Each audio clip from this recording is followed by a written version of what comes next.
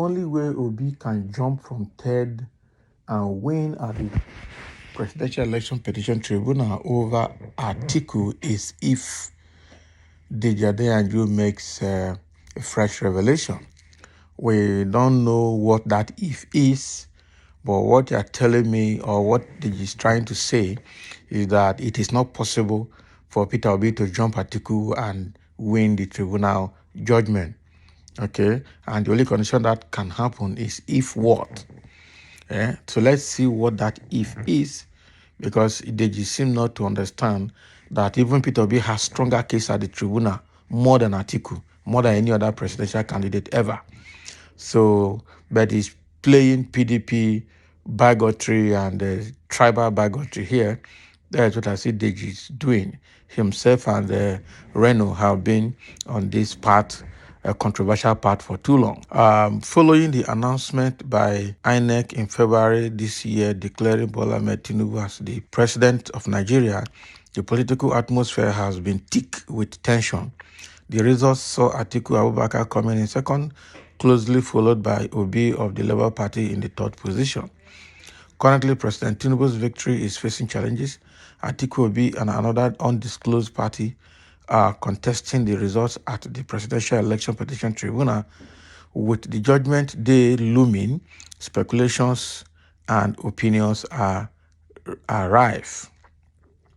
In a recent turn of events, social activist Deji Adeyanju weighed in on the debate, reacting to a tweet from an unidentified user, which boldly predicted Obi will be announced the winner of the just concluded presidential election by the tribunal. Adeyanju gave his perspective. And what is that? He responded, the only way Obi will jump from third position over Atiku to be announced winner by the tribunal is if the justices give Abure the judgment to write. Can you imagine? What is slight? What does Adeyanju gain in all these kind of negative statements he's making against Peter Obi and Labour Party? Why? How much is he paid to be so controversial? A young man that has the potential to also lead this country when the opportunity comes in the future is just bastardizing his personality by supporting what is not, and blackmailing what is not. Why?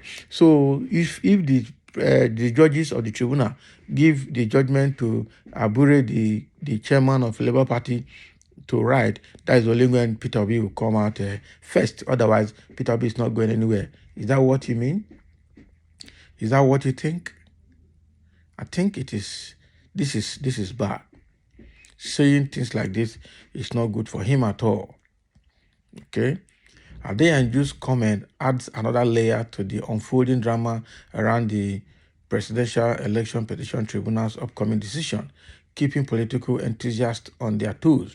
The implications of the tribunal's verdict, whatever it might be, are sure to reverberate throughout the nation's political landscape. So for this guy to be talking like this, it means that they also want to rig the judgment.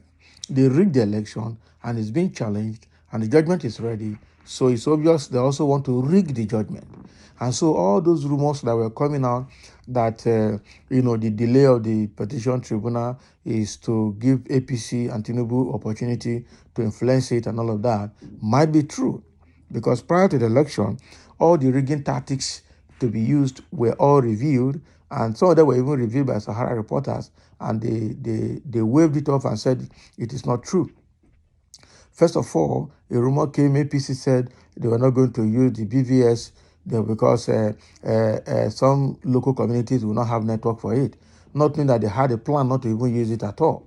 And when that was raised, the INEC said no. Another rumor came that APC and their cohort are planning to use the INEC ICT staffs at the back end. They said no, that it will never happen. All of these things, and at the end of the day, those were the things that happened. Okay, so now that there are also rumors that this judgment from the tribunal is going to be influenced, people are still saying no. Even the judiciary is now feeling threatened. APC government is saying that obedience are trying to blackmail and threaten the judiciary. Okay, but all of these we know that there is something cooking. Igbama will say agwad in Africa, all right? Means that there's snake inside the rafter of a roofing. Okay, so something is hidden. There's something that is underground, hidden, that we don't know yet. And the only way we will know is when it is unveiled. But already secrets and leaks are coming out, but they are busy denying it. Let's see, there are a few reactions to what the Adeyanju just said, that the only way Peter Obi will confess over Atiku is if the judgment is given to Abure to write. And that is actually an insult and a slight, not acceptable. So somebody is saying here, it only shows how ignorant the Adeyanju is, and that is true. This is trash. The evidence is there, and that is also true, and Nigerians know that. Somebody said, B does not need to jump. He was the winner of the presidential election, and everybody is aware of this. Tinubu came a distant third after Atiku. Okay, any building laid on a faulty foundation will surely crumble. We have seen such happening in the East, precisely Imo State, so there is nothing God cannot do. The eastern part owned was without fact. He is federal government governor, but Obi has presented enough facts to merit it. My dear, with the level of suffering across the whole country, Tinubu can never win any election again in Nigeria, not even the southwest. And that is true. That is true.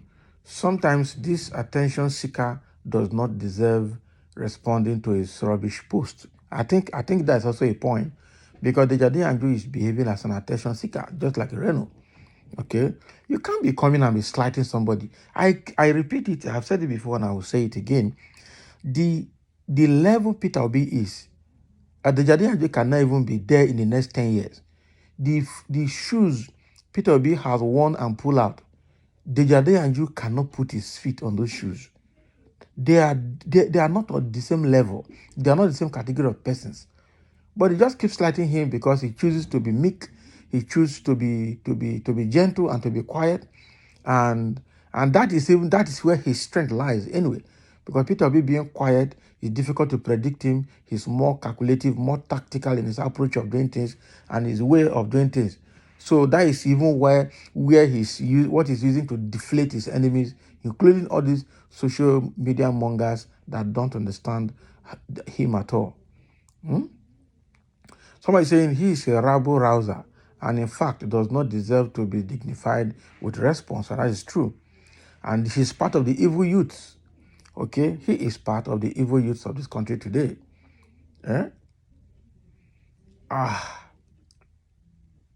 Now wow.